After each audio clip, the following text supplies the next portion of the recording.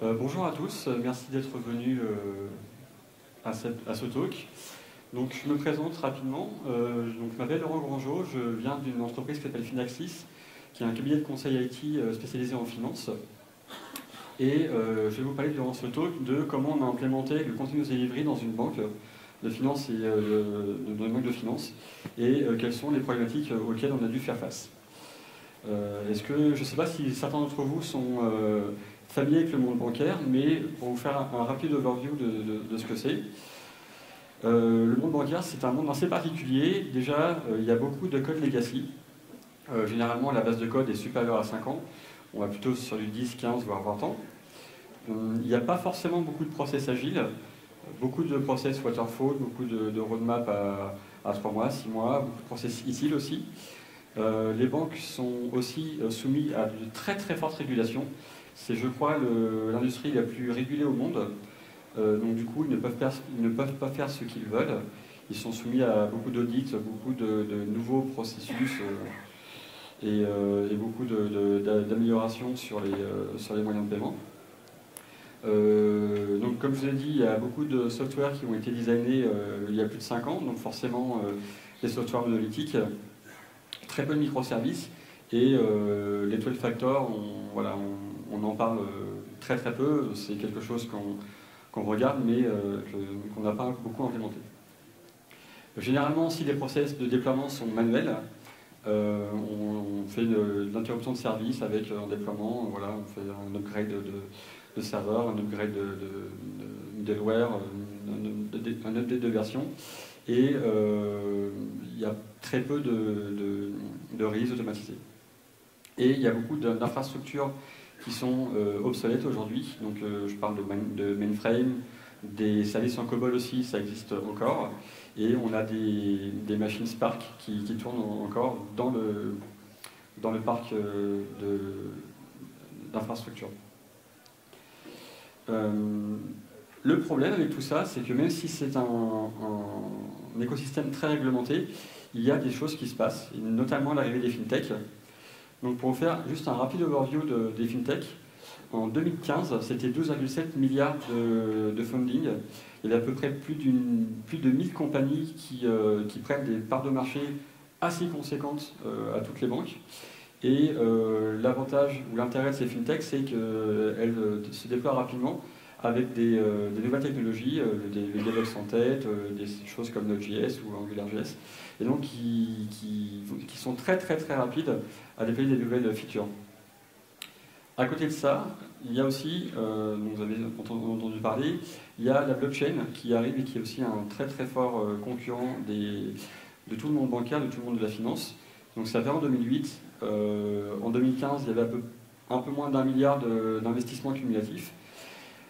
J'ai compté 805 startups de blockchain. Maintenant, il y en a beaucoup plus aussi. Et il y a à peu près 5 milliards en capitalisation Bitcoin. Donc ça commence à devenir quelque chose d'assez conséquent.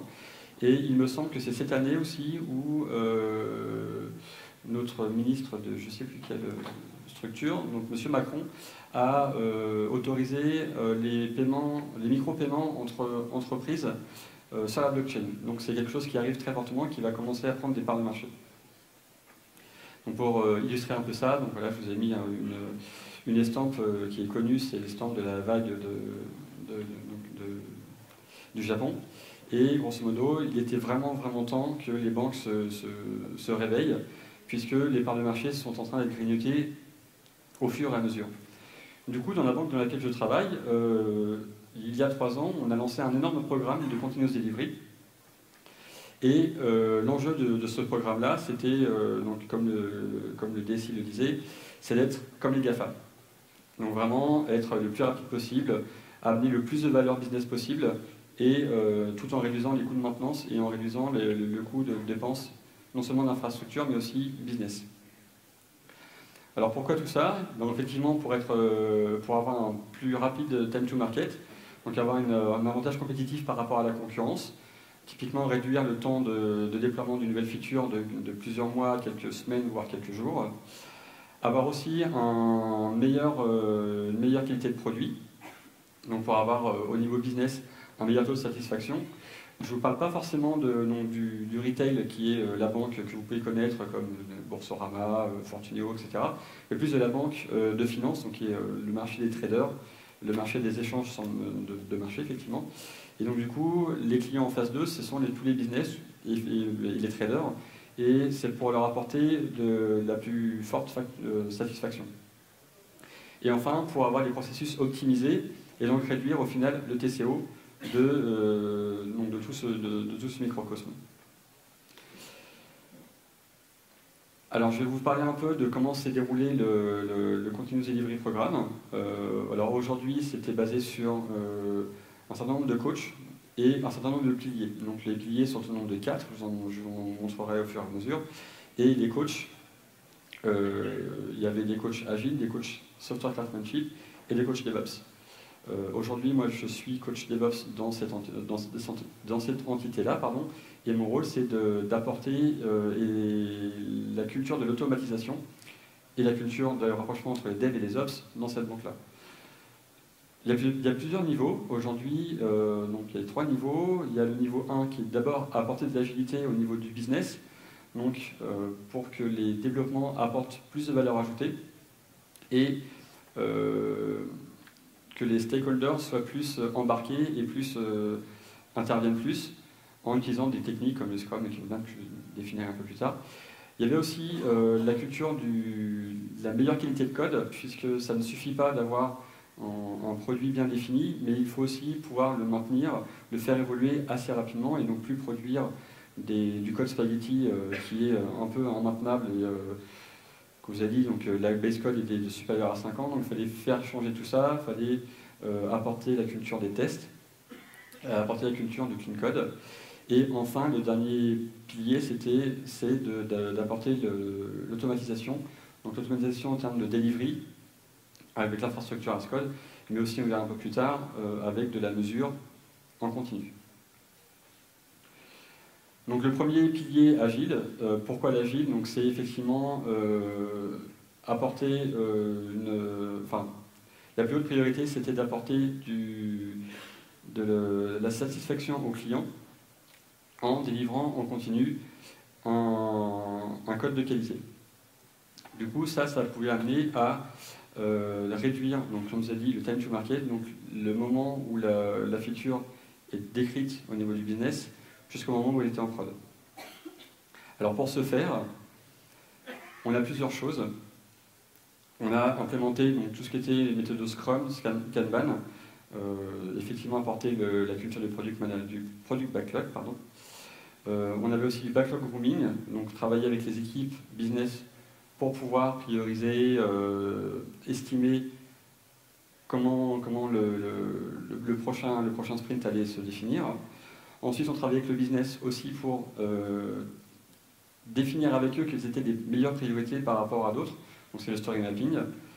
Et on faisait ça de manière itérative, donc avec des itérations de 3 semaines, pour pouvoir apporter du feedback le plus rapidement possible. Donc le but de l'agile, c'est effectivement d'avoir le feedback le plus rapide possible pour pouvoir réagir en cas de changement. Et comme vous savez, donc avec toutes les régulations, tous les audits et tout ce qui se passe dans le monde bancaire, on doit pouvoir réagir rapidement. Les priorités peuvent changer du jour au lendemain. Et donc du coup, la méthode agile, c'était vraiment le premier pas, le premier step pour avoir une équipe qui fonctionne bien. Ensuite, le deuxième pilier, c'est effectivement le software craftsmanship. Donc ce software craftsmanship, c'est, comme le définit Martin Fowler dans sa citation, c'est d'écrire du code qui soit maintenable, réutilisable et compréhensible surtout par les humains. Donc ça ne sert à rien d'avoir du code un algorithme qui effectivement est super rapide, super puissant, mais qui est imbitable, qui n'est compris que par 1, 2, 3 personnes dans l'entreprise. Et donc du coup, le but du jeu, c'était d'apporter des techniques comme le test-driven development, donc d'écrire d'abord le test, ensuite coder la feature et vérifier que le test fonctionne ou ne fonctionne pas et tirer comme ça pour qu'à la fin le test fonctionne et qu'on ait une couverture de test qui grandisse au fur et à mesure. La deuxième chose, c'est le behavior-driven development, donc à rattacher avec les 3 amigos. C'est de dire que le business analyst, le développeur et le testeur travaillent ensemble pour définir les tests et la feature et les tests qui vont avec, pour que chacune des trois parties soit consciente de ce qui se passe et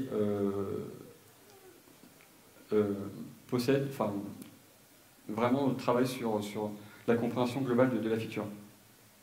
Il y a aussi le pilier de la clean code et la clean architecture, c'est de dire on va écrire du code maintenable, plus petit, beaucoup plus éclaté, en respectant des principes de développement.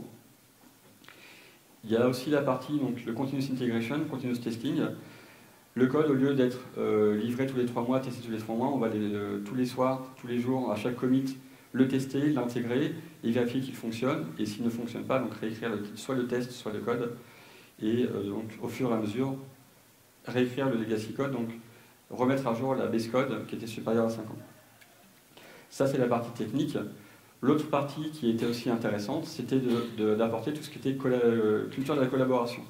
Donc non seulement on avait des développeurs qui se sentaient mieux dans leur travail quotidien, puisqu'ils pouvaient implémenter ce qu'on leur avait appris et être plus sereins sur le développement du code, mais aussi il fallait avoir du partage du code, donc partage de la culture globale. Et pour ça, on a implémenté donc, des coding dojo, qui est le fait de faire des katas pour apprendre des nouvelles techniques. On a des hackathons aussi, ou des coding games, donc effectivement, encore une fois, pour essayer de trouver les développeurs qui apporteront une solution plus élégante qu'est-ce qu'il y a actuellement. Il y a tout ce qui est meet-up, conférences, foires agiles aussi, pour effectivement partager la connaissance au sein des autres équipes, puisque nous on travaille par équipe, et donc on accompagne une équipe sur chacun des piliers, et ensuite l'équipe doit partager aux autres équipes, donc aux autres entités, leur retour d'expérience pour effectivement que les autres entités viennent nous voir et qu'on travaille avec eux pour implémenter tout ce qu'on a fait avec cette équipe-là.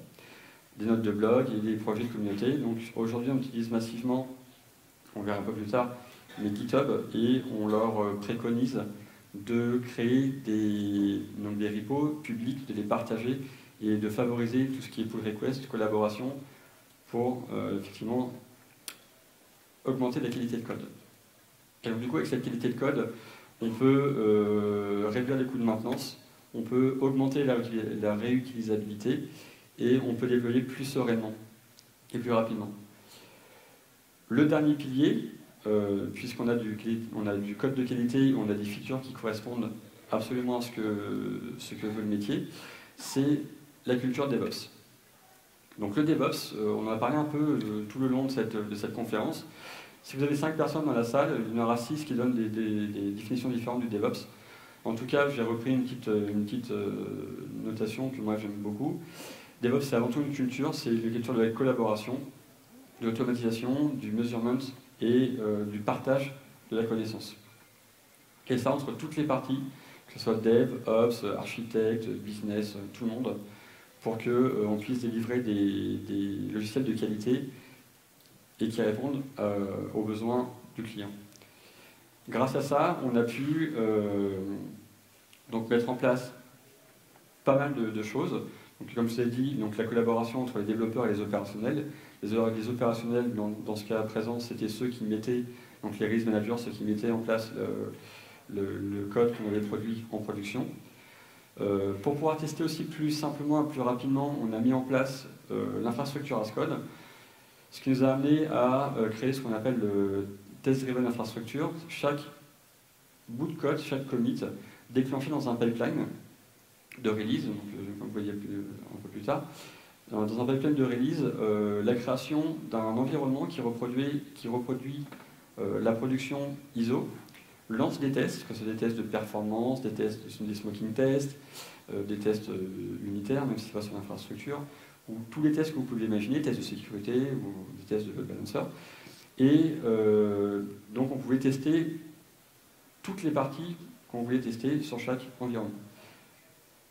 Et ça nous a apporté des phases dans le pipeline de continuous delivery où à chaque étape était validé le produit. Si une étape n'était pas validée, le produit n'était pas mis à disposition dans un repository central et donc ne pouvait pas être mis en production plus tard. On a aussi utilisé des outils pour faire du déploiement automatique. Avant, on avait un déploiement manuel, on avait une équipe qui était partagée cross-projet, et donc qui s'occupait du déploiement manuel. On avait aussi des documents Word qui définissaient le mode de déploiement, et ça pouvait engendrer des erreurs, puisque un mauvais copier-coller, une mauvaise lecture du document Word, une étape qui n'a pas été testée, et le déploiement en prod ne fonctionnait pas. Du coup, avec l'infrastructure as code et l'automatic deployment, on a pu reproduire à chaque étape de validation du pipeline le déploiement, et donc s'assurer que le déploiement était bon, et du coup, vous pouvez aller jusqu'à la prod. Donc j'ai parlé du release pipeline, et on a utilisé aussi des outils comme Puppet pour pouvoir restructurer et reshaper l'infrastructure, donc les middleware, les versions de middleware, les fichiers, les déclarations de user sur l'infrastructure, de telle sorte qu'à chaque fois qu'on déploie, ce desired state est réappliqué, et donc du coup on n'a plus l'effet inverse où dire, ben voilà, chez moi ça fonctionne en tant que développeur, j'ai oublié de vous avertir que j'avais activé telle et telle feature ou telle fonction dans le middleware, et donc du coup c'est pas activé en prod, donc ça ne fonctionne pas en prod, et donc on se prend la tête. Grâce à tout ça, on a pu être une one team, on a quasiment tout automatisé, et donc du coup on a pu travailler sur le continuous improvement et partager nos erreurs, nos retours d'expérience aussi, en termes d'ops et en termes de dev, parce que les ops aussi participent maintenant au sprint review, participent aussi à des post-mortem, ou des choses qu'a apporté les méthodes de Scrum pour alimenter la backlog et que le produit final soit plus utilisable aussi par les opérationnels tous les jours. Donc là, c'est les 3 grands piliers qu'on a mis en place dans cette banque de financement. Le dernier pilier, c'était aussi tout ce qui y a en termes de plateforme. On avait un certain nombre d'outils, donc on a utilisé du Jira pour tout ce qui était gestion du backlog. On a du développement aussi Java et .NET qui permet on avait des IDE comme Visual Studio, comme IntelliJ. On a un seul point d'entrée, c'est GitHub. Donc là, on essaye au maximum de respecter, même si on n'en parle pas, les 12 factors, où on a une seule code base. C'est pas partagé par des SVN dans tous les sens. Donc tout est sur la plateforme centrale. Le schéma que vous voyez là, c'est un schéma d'une plateforme centralisée et partagée par tout le monde. Donc c'est le même Jira pour tout le monde, le même GitHub pour tout le monde, les mêmes Jenkins ou TeamCity. Enfin, on a implémenté des outils comme SonarQube pour la qualité de code, donc au niveau du software craftsmanship, du SpecFlow, du Cucumber pour tout ce qui est behavior driven development, donc tester le plus proche du business possible les features. Ensuite, on avait des repositories type Nexus ou NuGet. Et enfin, l'outil d'automatisation standard et partagé de l'entreprise, c'est Excel Deploy. Donc on a bien un seul outil, partagé par tout le monde, utilisable autant au niveau des devs qu'au niveau des ops, puisque les devs pouvaient utiliser cet outil-là pour déployer sur tout ce qui était de non-production. Donc typiquement le dev, l'intégration, le staging. Et les ops pouvaient l'utiliser pour tout ce qui était déploiement au niveau de la pré-production et la production. Donc on avait un même outil partagé, une même façon de déployer aussi, ce qui est très important, puisqu'on n'avait pas d'un côté les développeurs qui cliquaient sur un bouton de leur IDE favori et ça déployait en développement. Et donc dès qu'on passait ça aux mains des ops, on avait donc, un document Word définissant les étapes à reproduire pour déployer. On a vraiment un même outil partagé par les devs et les ops pour déployer le binaire. Enfin, quelque chose de très très important, que ce soit en termes d'agilité, en termes de software craftsmanship ou en termes de DevOps, c'est la boucle de feedback, la boucle de rétroaction. Pour ça, on utilise Elasticsearch et Kibana qui nous permettent de récupérer toutes les logs de tous les outils. Donc ça peut être du SonarQube pour la qualité de code, ça peut être le nombre de déploiements via Excel Deploy, ça peut être les analyses statiques sur Visual Studio et IntelliJ, ça peut être le nombre de tickets Jira créés, ça peut être le nombre de bugs. Tout ça, c'est ingurgité par un Elasticsearch et repartagé via le même dashboard pour tout le monde, via Kibana. Et enfin, le dernier pilier donc, de cette plateforme-là, c'était l'infrastructure as code, où on a redéveloppé une solution in-house pour piloter des fermes de serveurs, fermes de serveurs virtuels et déclencher donc, à la demande la création non seulement de machines virtuelles, mais aussi la réplication DNS avec un nouveau nom, ou les refresh DB de la prod vers la non-prod pour pouvoir lancer les tests. Donc un panel assez large qui ne se limite pas à l'infrastructure de service, mais aussi qui dérive un peu vers le PaaS. Et le Puppet est utilisé un peu différemment de ce que vous avez l'habitude d'entendre. Puppet est utilisé pour définir non pas un état d'un serveur, mais pour piloter les API d'XMDeploy, pour pouvoir non seulement alimenter donc, la nouvelle infrastructure qu'on a créée, puisqu'on a créé une infrastructure via l'infra-as-code de toutes pièces. Il faut la renseigner dans une CMDB donc, qui est détenue par XMDeploy. Ensuite, il faut mettre à jour tous les dictionnaires du composant applicatif, puisqu'on a des dictionnaires qui sont... les templates sont communs, mais les valeurs sont différentes d'environnement à environnement. Et donc Puppet sert de glue à tout ça.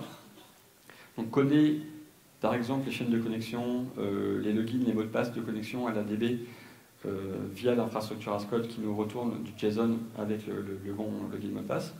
Et Puppet s'en sert pour injecter ça dans XMDeploy, donc pour aller alimenter les fichiers properties ou les fichiers de config de chaque environnement.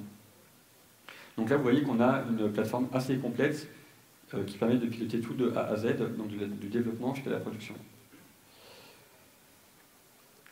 Là, on est fin 2015, on a à peu près plus de 400 applications qui sont transformées. On a réduit le déploiement d'une phase de plusieurs mois à, dans les cas les plus extrêmes, à plusieurs minutes. C'est vraiment quelque chose d'extraordinaire dans un domaine comme la banque ou comme la finance, puisque voilà, on a réussi à compresser le nombre de déploiements et surtout aussi réduire, je n'ai pas mis là, le nombre de bugs de déploiement applicatif. Et enfin, on a réussi à travailler avec les métiers aussi pour réduire le TTM, le time to market, de plusieurs mois à 2 semaines qui correspond à la durée d'un sprint. Donc le métier, entre le moment où il définit, le sprint commence et où la feature est en production, il se passe 2 semaines. C'est vraiment une avancée énorme.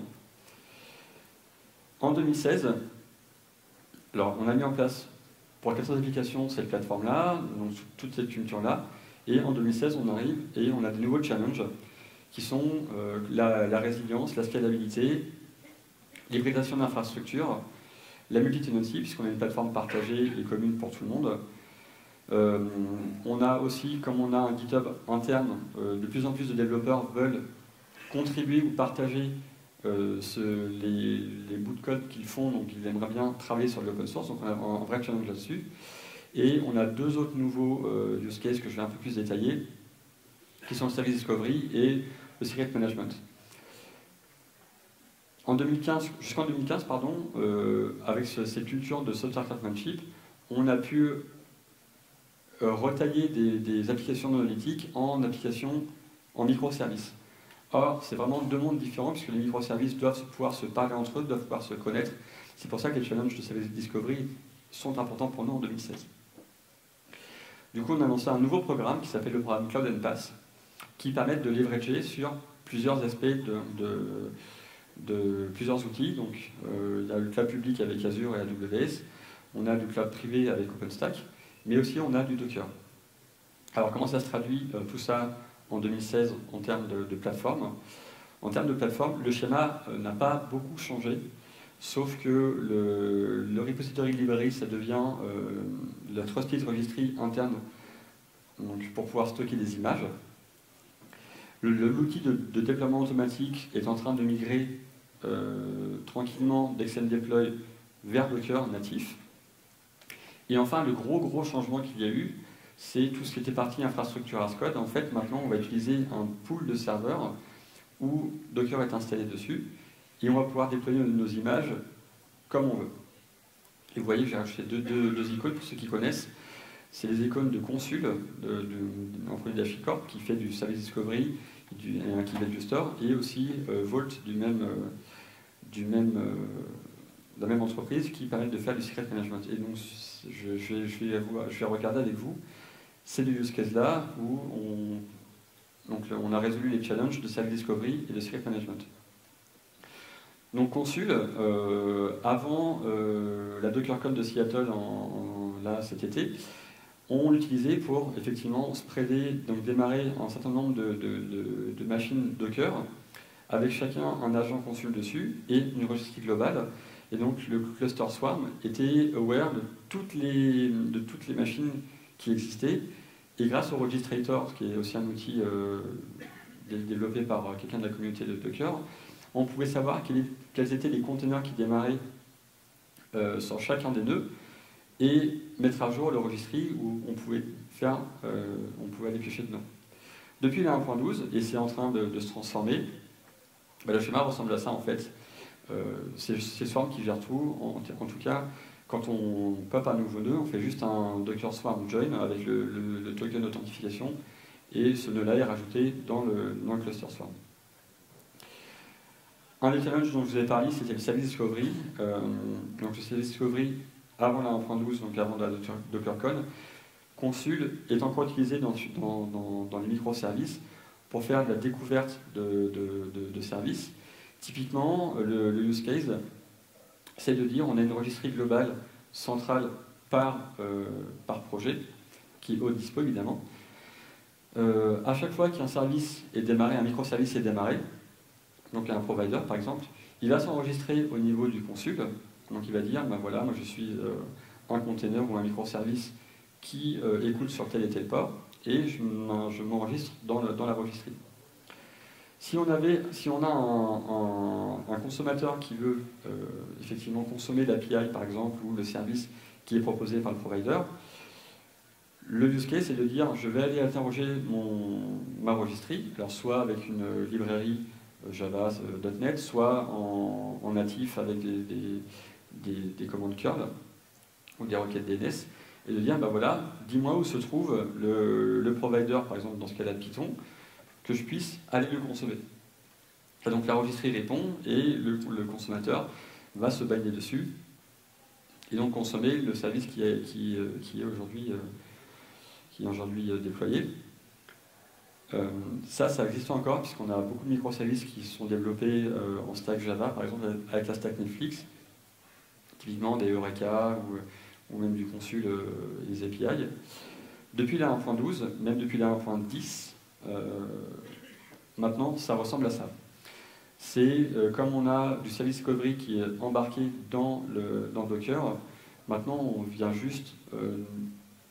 le service vient juste dire ben voilà, je veux aller taper le service Toto par exemple, qui s'est déclaré en tant que Toto, et le consommateur, le Swarm va savoir dire au consommateur et ben voilà, le Toto se trouve là, quel que soit l'IP, quel que soit le port sur lequel j'écoute. Et c'est pareil si ça scale, donc Docker est capable de répondre à ça. Ça c'est très intéressant dans les use cases où typiquement on définit un SDN, donc un network dans Docker, et tous les containers Docker peuvent se parler entre eux sans aucune restriction, et quel que soit le host sur lequel ils sont, quel que soit le nombre de containers et quel que soit l'IP et le port. L'IP et le port peut changer par exemple, et Docker va se charger de dire bon, voilà, la nouvelle IP et le nouveau port c'est celui-ci, et du coup j'ai plus à me soucier de toute l'infrastructure, soit Consul ou un autre registre externe. J'ai plus à me soucier donc effectivement de mettre à jour ça, de marquer ça automatiquement. Un use case, c'est tout ce qui était variable d'environnement, tout ce qui est config management. Aujourd'hui, on utilise un Consul pour pouvoir, quand on démarre une image, récupérer les variables d'environnement, les clés valorisées par environnement, grâce à Consul. Alors le schéma, c'est le suivant. Donc en fait, on a par exemple une topologie de container qui démarre. On va aller interroger le Consul et on va réinjecter dans la topologie les variables d'environnement qui vont par exemple servir à se connecter à la base de données à l'extérieur, démarrer un nœud avec, je sais pas moi, un nombre de threads qui écoutent. Et on va faire la même chose au niveau du staging. Donc tout ce qui est hors production, on va avoir un seul KV store. où, donc là pour le coup c'est consul, où il va chercher dans GitHub toutes les données qui ont été stockées, les injecter dans le consul, et lors du démarrage du container, il va chercher dans le consul les valeurs, et donc pouvoir démarrer quel que soit l'environnement, ce qui nous permet d'avoir des images qui sont complètement agnostiques de n'importe quel environnement. Pour la production, c'est un peu différent, puisque on doit avoir une ségrégation entre la production et la non-production. Ce qu'on va faire, c'est qu'on va avoir un outil qui va updater la version des key values, et on va avoir un consul dédié pour les ops. Ça va permettre de gérer plus finement tout ce qui est paramètres opérationnels ou paramètres de database ou legacy dans un KV Store sans que les développeurs ne fassent une interruption de service suite à une mauvaise manœuvre. Et le même principe, ça va être de dire voilà, mon environnement de production va démarrer sur un KV Store. L'autre grand challenge sur lequel on a travaillé aussi, c'est tout ce qui était secret management. Et donc, avoir une manière sécurisée de partager l'information sans que les mots de passe fuitent, puisque, je vous rappelle, le monde bancaire est un monde qui est largement audité, qui est largement régulé. Le premier use case que je vous montrais avec Vault, c'est de dire, voilà, on a un container qui tourne et on veut se connecter à une base de données Postgre, mais l'Ops ne veut pas nous donner, pour des raisons évidentes, l'accès à la base de données de prod. Du coup, ce qu'on va faire, c'est que on va demander à Vault donc, de nous donner un credential qui permet de se connecter à un Postgre. Vault va ensuite ajouter ce credential-là à Postgre et on va pouvoir se connecter voilà, à la base Postgre, ça de manière dynamique. Ça veut dire qu'on va régénérer à chaque fois que un container va redémarrer, on va régénérer les credentials et on va se reconnecter directement à la base Postgre, pardon, et on va pouvoir découper finement les accès, puisqu'on va dire, par exemple, on a le super admin qui a les accès complets, et quand on va générer un credential, on va générer un credential en lecture ou lecture-écriture avec des droits particuliers. Et ça va être valable aussi quand on va scaler les containers, où on va pouvoir aller redemander les credentials et on va pouvoir se connecter à la base de données Postgre. Alors ça c'est intéressant puisqu'on a des credentials on demand qui renforcent énormément la sécurité et on n'a plus besoin de hardcoder soit dans une image, soit dans des configs, soit dans un key value store des credentials puisqu'ils sont faits on demand. Un deuxième use case auquel on a répondu aussi, c'était de dire voilà, on a un problème, les ops et les devs travaillent ensemble et un ops peut demander à un développeur, je ne comprends pas, il y a un problème de production, aide-moi, est-ce que tu peux reproduire le problème? Du coup, le use case, ça va être de dire, je vais demander un credential au niveau de la production, qui va être un credential avec un lease d'une heure, par exemple. On va générer les accès, les renvoyer au développeur, et le développeur va pouvoir se loguer à la production, mais sur une fenêtre donnée, et surtout en étant audité, puisqu'on a fait une demande de credential, qui a un list date d'une heure, et ensuite on va pouvoir le détruire, et on a quand même une trace avec qui s'est connecté, à quelle heure, pendant combien de temps, et on va pouvoir gérer très très finement donc, tous les use cases comme ça. Ça marche aussi donc, pour le SSH et la DB. Un dernier use case que je trouve intéressant, c'est l'utilisation d'une PKI à la demande. Alors aujourd'hui, je vous ai représenté un cluster swarm avec deux overlay network. Vous voyez les containers. Donc la communication interne donc sur l'overlay entre les nœuds, c'est crypté en TLS dans la Docker 1.12. Par contre, les communications à l'intérieur de ces overlays entre containers sont en clair. Il faut trouver un moyen effectivement de sécuriser ces flux pour que personne puisse faire une attaque man in the middle ou récupérer l'information en se pluguant sur l'overlay, sur le SDN et en sniffant de manière passive tout le trafic. Le use case ici, c'est qu'à chaque démarrage de container, en fait, il va demander à Vault un certificat. Le certificat va être déployé automatiquement sur tous les containers et puisque je rappelle que le certificat est basé sur un FQDN et que le FQDN du container à chaque démarrage d'une image change, avec un SHA-1 un peu défini.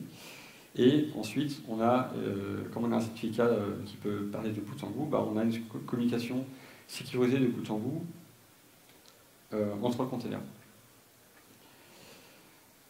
Voilà, donc effectivement, on a à chaque démarrage du container, on a une demande de certificat au niveau d'une PKI, et on a une communication intercontainer.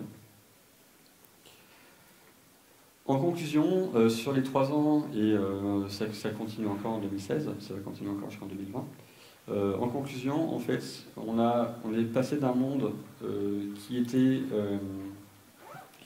un peu difficile à faire bouger, où chaque demande de mise en production, ça prenait plusieurs semaines, voire plusieurs mois. Chaque demande d'ajout de feature, ça prenait aussi plusieurs mois. Donc on a réussi à faire bouger ces codes-là, à mettre en place des cultures DevOps jusqu'à la production avec toutes les équipes de bout en bout. Et maintenant, le Continuous Delivery fait partie complète de l'ADN de la boîte. Il y a eu aussi un énorme changement de travailler entre les équipes. On n'a plus des équipes silotées avec le business d'un côté, les développeurs de l'autre, les ops d'un côté, que le développeur balance son paquet à l'ops et dire bah, c'est plus mon problème.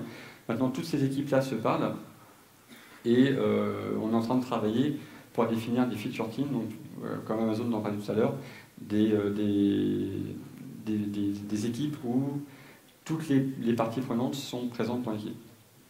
Et enfin, quasiment tout est automatisé, donc ça veut dire que maintenant un développeur peut très bien faire un seul commit Git et on va pouvoir déclencher avec un pipeline automatiquement la création d'environnement, le déploiement sur cet environnement-là, le déroulé des tests, détruire l'environnement et mettre le paquet, si tout est au vert, mettre le paquet à disposition pour que la personne qui est en charge de la mise en production puisse cliquer sur un bouton dans l'interface d'Action Deploy et donc faire une mise en production qui a été backlog testée, qui a été répétée plusieurs fois.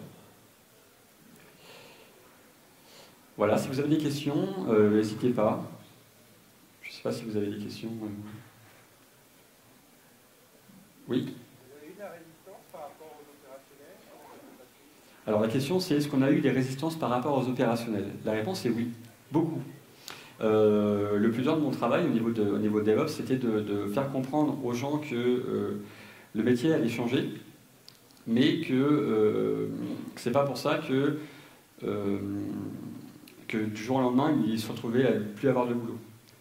Donc, dans le cadre du DevOps, par exemple, dans le cadre de l'opérationnel, c'est de dire, bon ben voilà, maintenant tu ne vas plus être en charge de déployer ton Tomcat ou de maintenir ton Tomcat, mais tu vas être en charge de m'aider à résoudre les problèmes que je peux avoir, puisque un déploiement de Tomcat, c'est sur l'étagère maintenant, surtout avec Docker, où on a des images préformatées.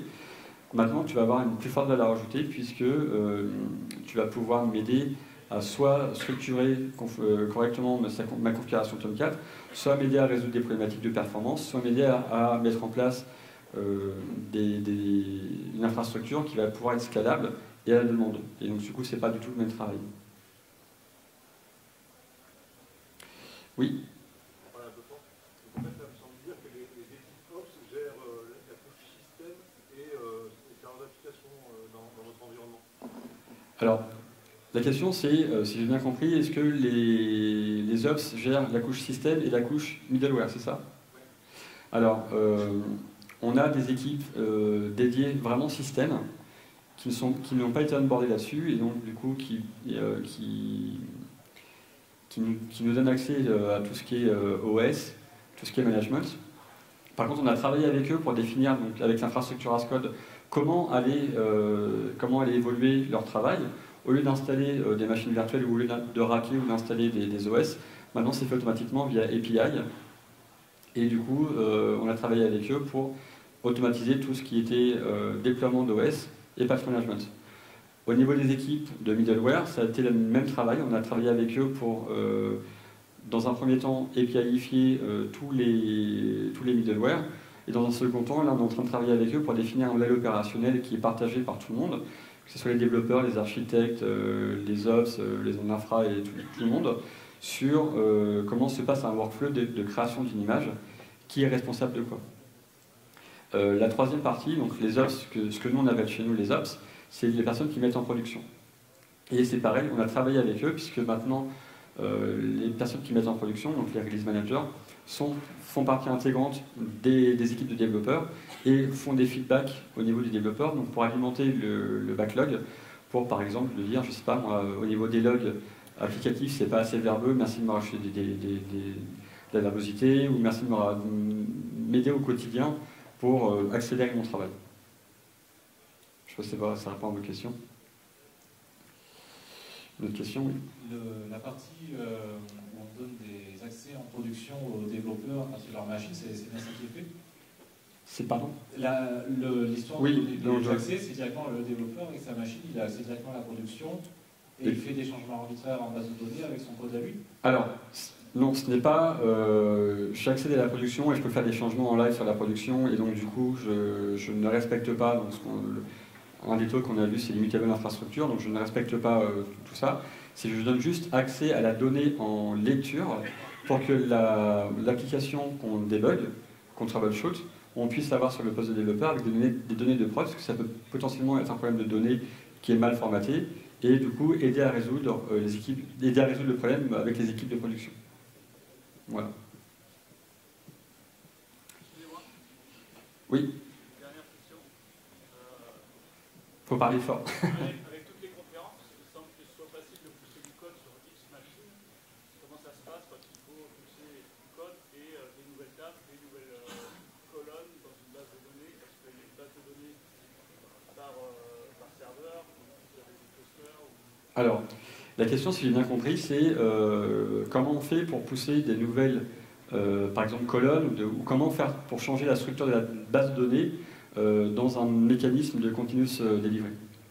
Alors, je n'ai pas abordé tout ce qui est mécanique pure et dure de DevOps, mais je ne sais pas si vous connaissez tout ce qui est Blue-Green Deployment. Le Blue-Green Deployment, c'est de dire on a deux environnements. Un environnement actuel, c'est la prod, et un environnement qu'on appelle Blue. Et l'environnement suivant, c'est la Next Prod qu'on appelle Green. Et en fait, on décorrèle la mise en production, donc le déploiement de l'applicatif, les configurations, de la mise en service, où la mise en service, c'est juste switcher, par exemple, un flux DNS de l'ancienne prod vers la nouvelle prod. Ça, c'est le Blue-Green Deployment au niveau applicatif.